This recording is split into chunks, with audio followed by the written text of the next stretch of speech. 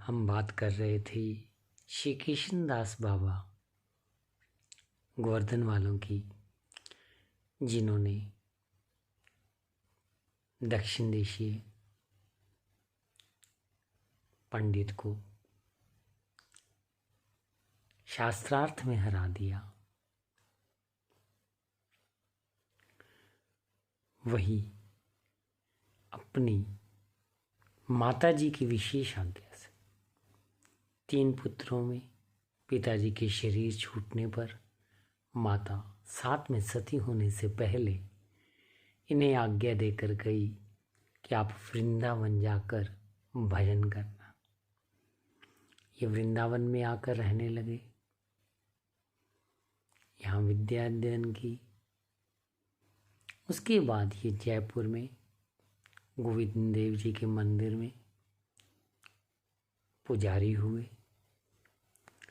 वहाँ पर सेवा करते हुए 8-10 वर्ष प्रसाद पाते हुए इन्हें काम के वेग ने सताया, तो इनका मन बड़े कष्ट में आ गया।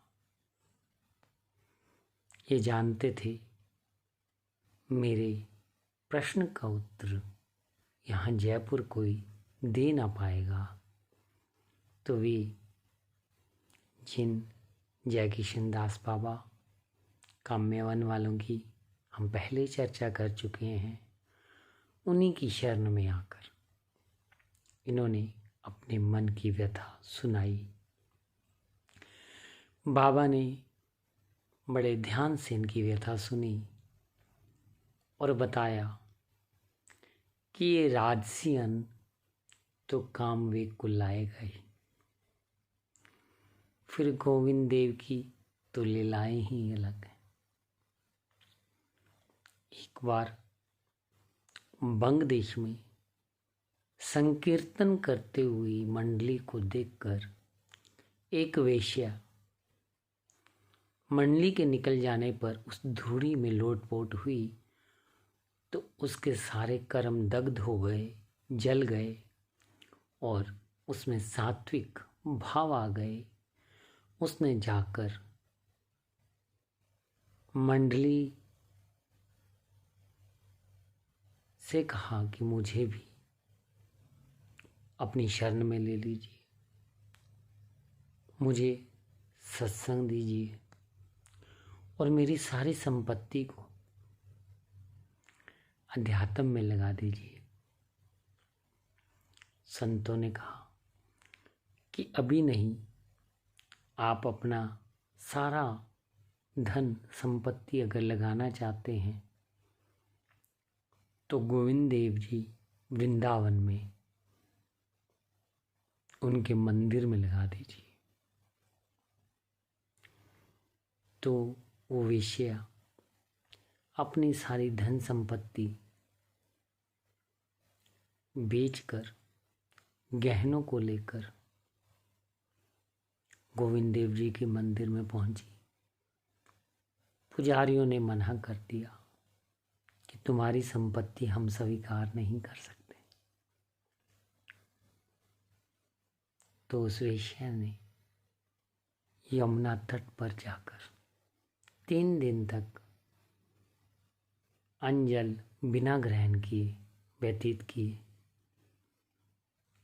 तब पुजारियों को गोविंद देव जी का आदेश हुआ कि उस वेश्या को लेकर आओ, उसकी धन संपत्ति के द्वारा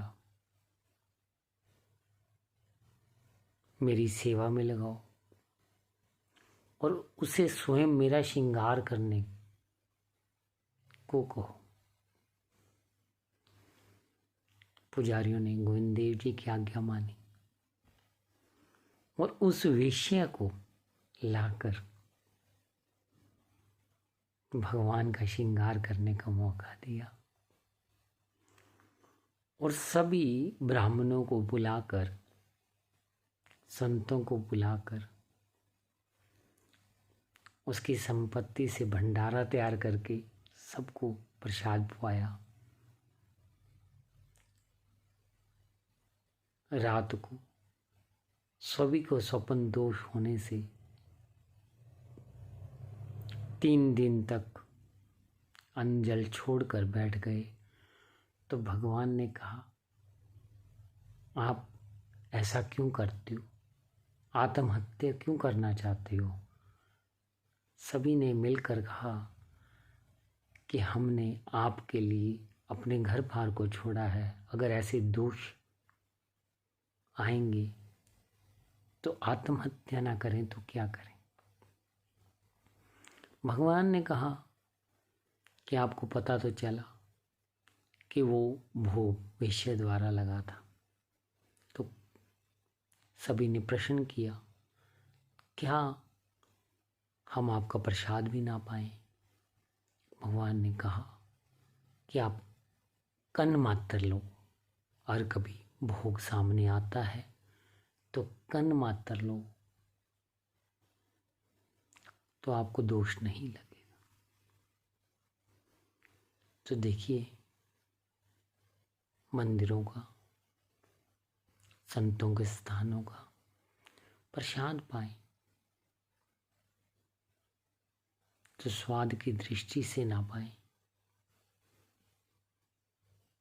दोष बनता है। जय किशनदास बाबा ने किशनदास बाबा को जब इस प्रकार समझाया तो वे उसके बाद प्रसाद का किनका संकोच से पाया करते थे।